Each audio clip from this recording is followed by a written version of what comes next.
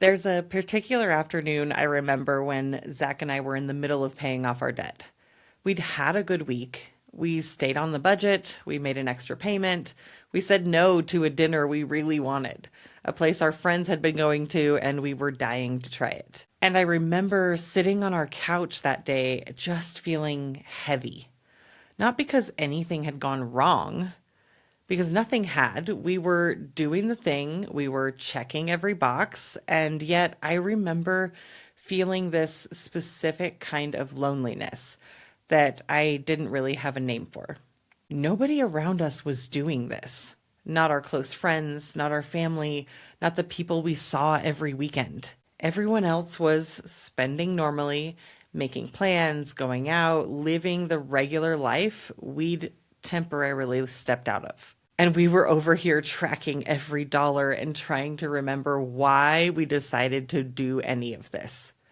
We had each other, and I'm so grateful we did, but there was nobody to call that afternoon and say, hey, we made it through the week.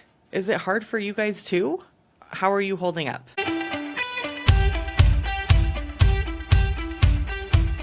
Welcome to Money and Marriage Made Simple, the show for couples who want to get on the same page financially and strengthen their relationship along the way.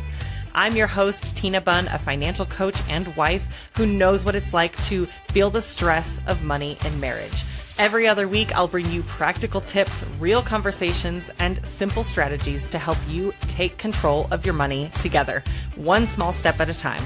Let's jump in. Hey there, welcome back to Money and Marriage Made Simple. I'm Tina, and I'm so glad you're here today. Today, I want to talk about something that doesn't come up enough when we talk about the debt payoff. It's not the budget, it's not the debt snowball, it's not the math. I want to talk about isolation, the quiet kind, the kind that creeps in when you're doing everything right, and somehow it still feels harder than it should. And then I want to talk about what I've seen happen in my own life and in the lives of the couples I coach when people stop carrying this alone. I want to start by naming something that I think a lot of couples experience but don't have the words for. When you decide to pay off debt, really decide, like, we're doing this, we're committed, you step out of the normal flow of life that most people are living. Your friends are booking vacations, your coworkers are upgrading their cars, the group chat is full of plans that you're quietly skipping. And you're over here saying no to things, tracking every category, watching your debt balance move one painful inch at a time. And the thing is, nobody really knows you're doing it. Or if they do, they don't quite get it. You can't call up your friend on a Friday night and say, we came in $40 under our grocery budget this week, and I'm so proud of us. That's not a conversation most people know how to have. So you carry it quietly. Just you and your spouse doing this hard, invisible thing. And here's what that isolation costs you. It costs your motivation. It is genuinely hard to stay focused on a goal when you're the only one who's pursuing it. The goalposts start to feel arbitrary. Why are we doing this again? We could just live like everyone else. Nobody would even know we stopped. When you're surrounded by people doing the same thing you're doing, people making the sacrifices, hitting the same walls, celebrating the same wins, staying focused doesn't require nearly as much willpower. The environment does some of the work for you. When you're doing it alone, all of that falls on your internal motivation. And internal motivation is powerful, but it fluctuates. It has bad weeks. Sometimes it leaves you high and dry. Isolation puts enormous weight on the marriage itself. When there's nowhere else for the stress to go, every moment of doubt, every week of slow progress, every time one of you is more motivated than the other, there's no buffer. There's no release valve, and it lands on your relationship. Zach and I felt this. Even on the weeks we were on the same page financially, sometimes there was this background tension that came from carrying such a big weight quietly. That isolation also slows your momentum.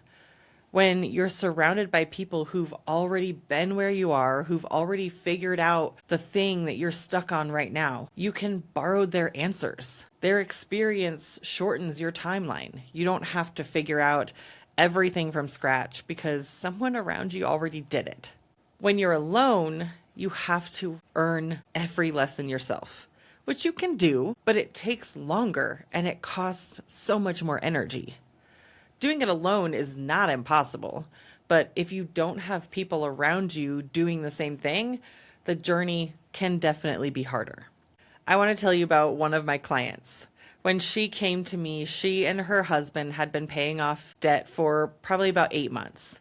They'd made real progress. They'd eliminated a couple of debts. They had a budget. They were doing the work. But something had shifted around month 5 or 6.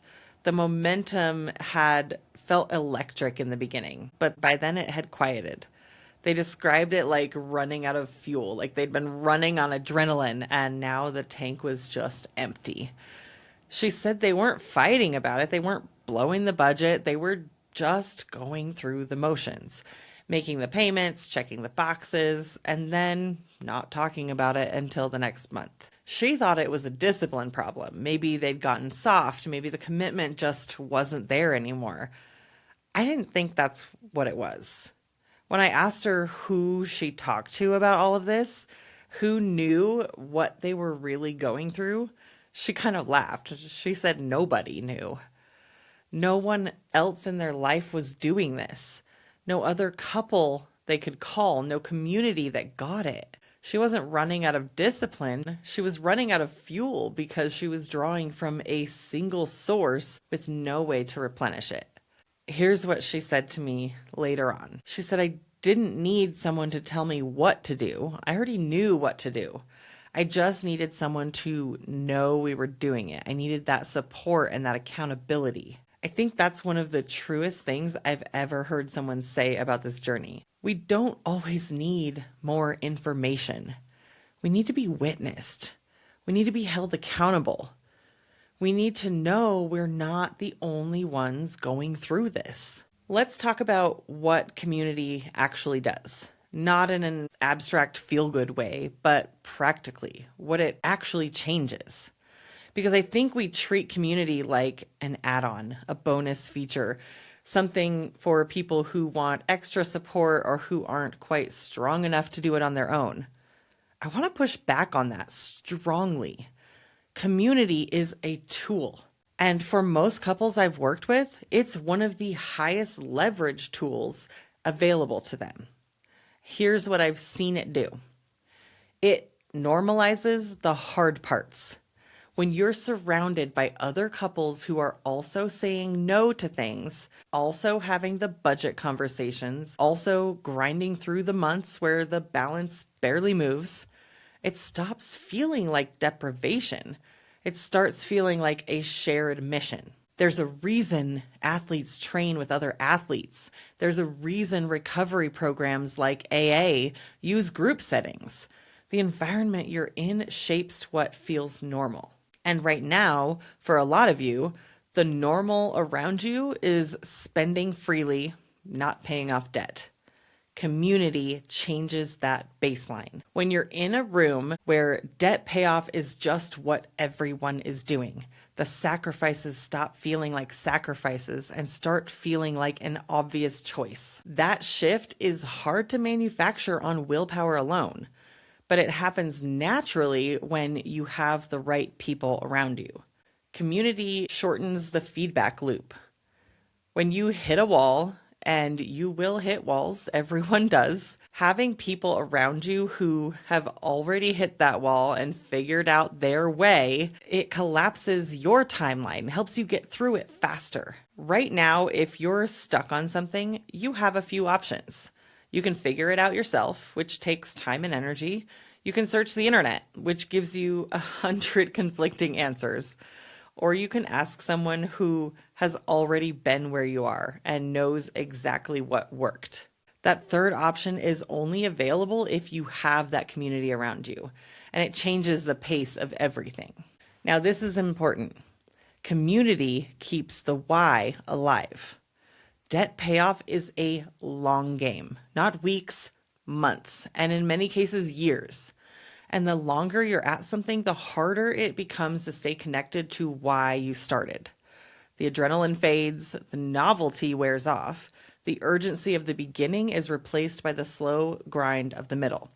And in that middle, people quit, not because they couldn't do it, but because they lost sight of that why. Community is one of the most reliable ways to stay connected to the why, because other people's why reinforces yours. Seeing someone celebrate a win reminds you why your wins matter. Hearing someone else name the thing you've been feeling makes the feeling less overwhelming. You don't need willpower to stay connected to your why when you're surrounded by people who share it. When Zach and I were paying off debt, we had each other. And I'm so grateful, genuinely, deeply grateful, because I know what it looks like when that's not the case, and it is so much harder. But if I could go back and give us one thing we didn't have, that would be a room full of couples doing the same thing. Not because we couldn't do it without that community. We did do it. But I think we would have done it faster. And I think some of the weeks that felt really heavy, where we were both running low and second guessing everything, those weeks probably would have felt a lot lighter if we had people around us who just got it. Okay, I want to give you 3 practical things you can do this week, not someday, to stop doing this alone. These are real starting points that make a real difference. Step 1 is tell one person, not your whole social circle, not a big announcement, just one person, a friend, a sibling, a parent, a coworker, someone you trust, and you can tell that you're paying off your debt. And once in a while, you may need to talk to them about it. That's it. You're not asking them to coach you or have all the answers. You're just asking to be witnessed by someone outside of your marriage. I cannot overstate how much this simple act changes the journey. When one other person knows what you're doing, the commitment becomes real. You have someone to report to, even informally. Someone who might ask, "How's it going?"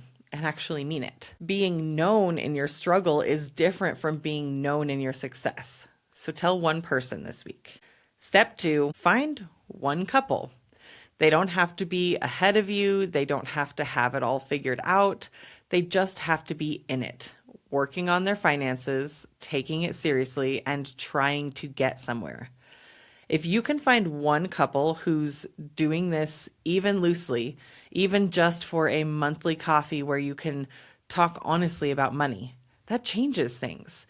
You have a reference point outside of your own experience.